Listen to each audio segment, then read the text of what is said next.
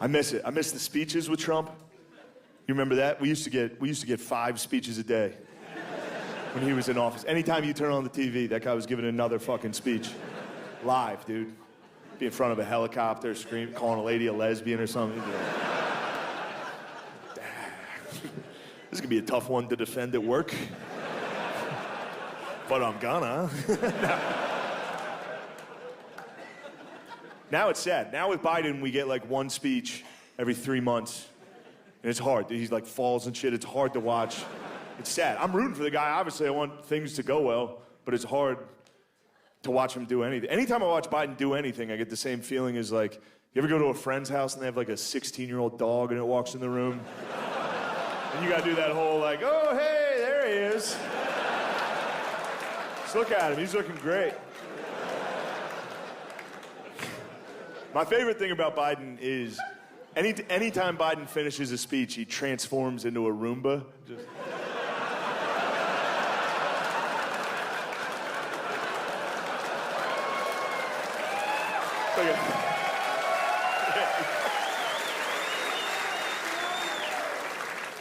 I miss it. I miss the Trump speeches.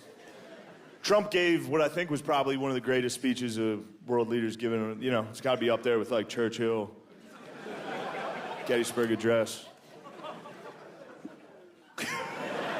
Anyway, for real though, it was my favorite speech I've ever seen a president give. It was the night the United States killed the leader of ISIS. Trump comes out of the Situation Room at like midnight in the White House and he walks down that fucking tunnel like and gives a press conference like he's giving a post-game NBA just killed a guy press conference. He walks up in front of the entire world at midnight and just goes, Abu Bakr al-Baghdadi is dead.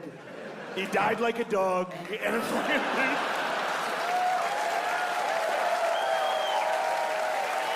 that's all him, dude. I didn't change one word of that. That's what he opened with. And then he did 40 minutes. The speech is 40 minutes for no reason. It wasn't a prepared speech. He freestyled 40 straight.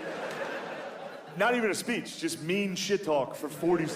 The meanest shit talk you've ever heard in front of the whole world. Abu.